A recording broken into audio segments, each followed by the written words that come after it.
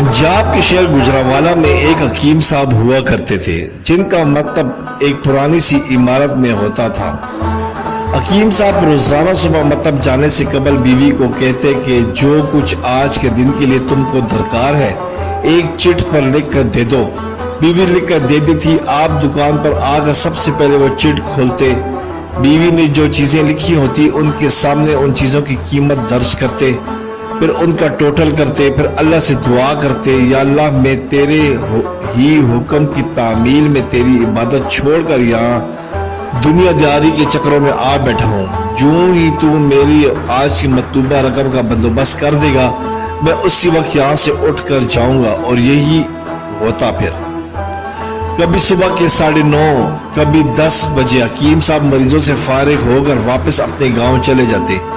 एक दिन हकीम साहब ने दुकान खोली, रकम का हिसाब लगाने के लिए चिट खोली तो चिट को देखते ही रह गए। एक मर्तबा तो इनका दिमाग घूम गया। उनको अपनी आंखों के सामने तारे चमकते हुए नजर आ रहे थे, लेकिन जल्द ही उन्होंने अपने असाब पर काबू पा लिया। आटे दाल वगैरह के बाद बेगम ने लिखा था बेटी के जहेज का सामान।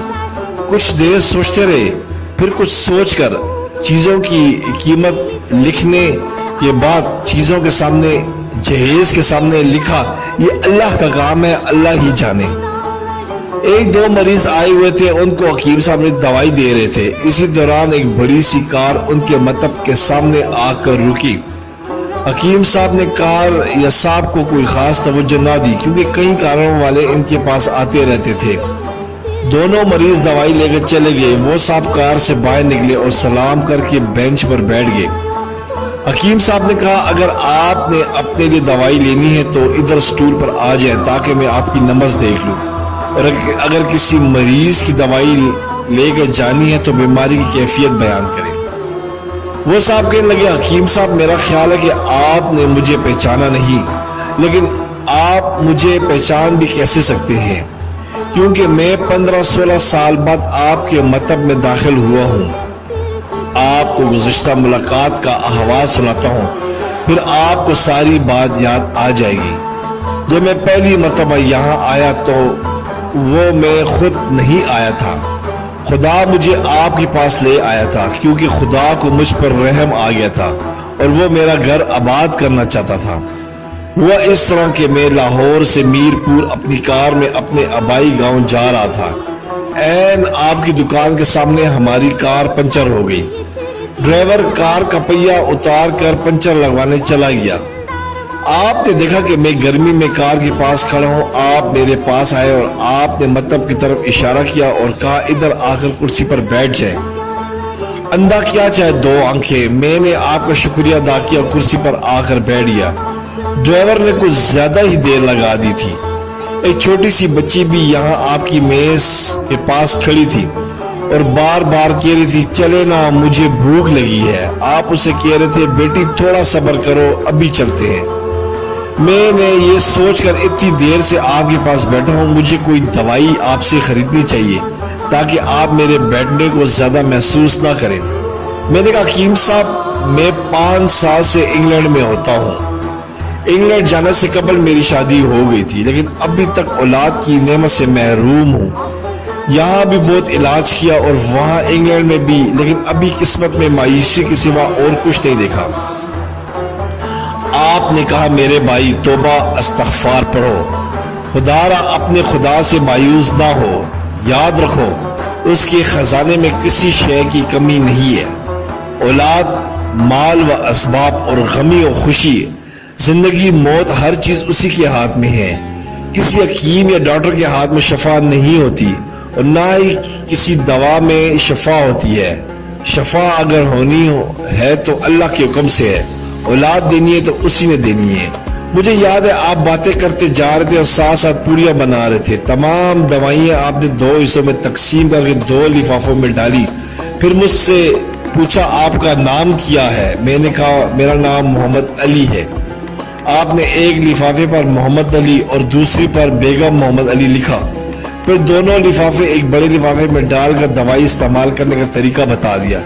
मैंने बेदिली से दवाई ले ली, क्योंकि मैं तो सिर्फ कुछ रकम आपको देना चाहता था। लेकिन जब दवाई लेने کے بعد میں نے پوچھا کتنے پیسے؟ آپ نے کہا بس ٹھیک ہے۔ میں نے زیادہ زور ڈالا تو آپ نے کہا کہ آج کا کھاتا بند ہو گیا ہے۔ میں نے کہا مجھے آپ کی سمجھ نہیں آئی۔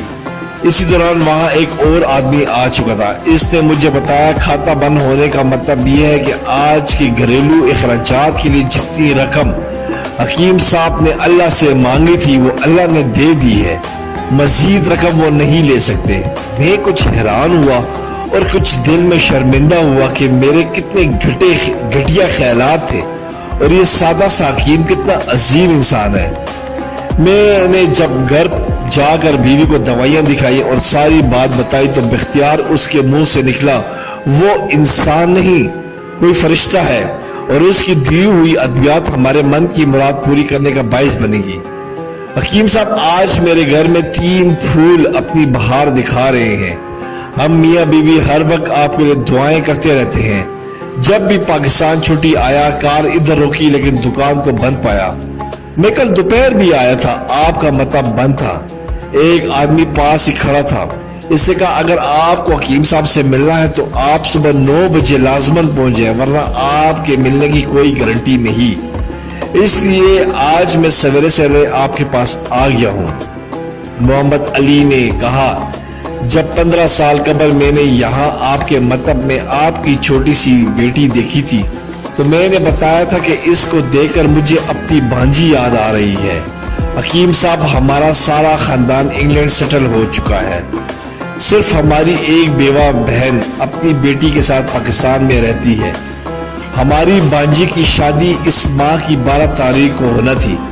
اس بانجی کی شادی کا سارا خرچ میں نے اپنے ذمے لیا تھا۔ 10 دن قبل اسی کار میں اسے میں نے لاہور اپنے رشتہ داروں کے پاس بھیجا کہ شادی کے لیے اپنی مرضی کی جو چیز چاہیے خرید لے۔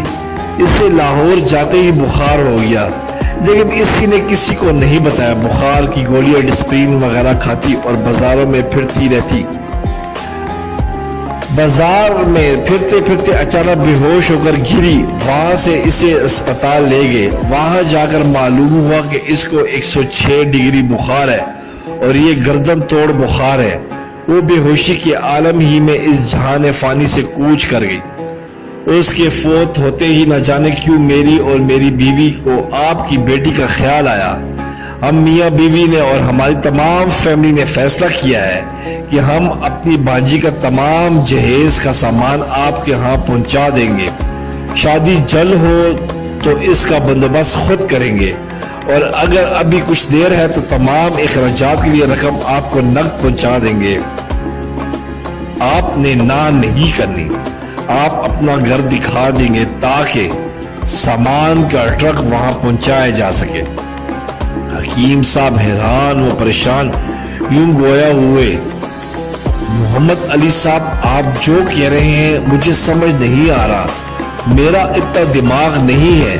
میں نے تو آج صبح جب بیوی کے ہاتھ کی لکھی ہوئی چٹ یہاں آ کر کھولی تو مرچ مسالے کے بعد جب میں نے یہ الفاظ پڑھے بیٹی کے جہیز کا سامان تو آپ کو معلوم ہے میں نے کیا لکھا؟ آپ خود یہ چٹ ذرا دیکھ لیں۔ محمد علی صاحب یہ دیکھ کر حیران رہ گئے۔ بیٹی کے جہیز کے سامنے لکھا ہوا تھا یہ کام اللہ کا ہے اور اللہ جانے۔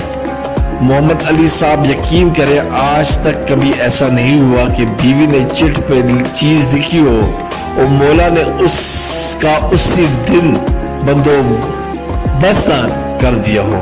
واہ مولا واہ، تو عظیم ہے، تو کریم ہے۔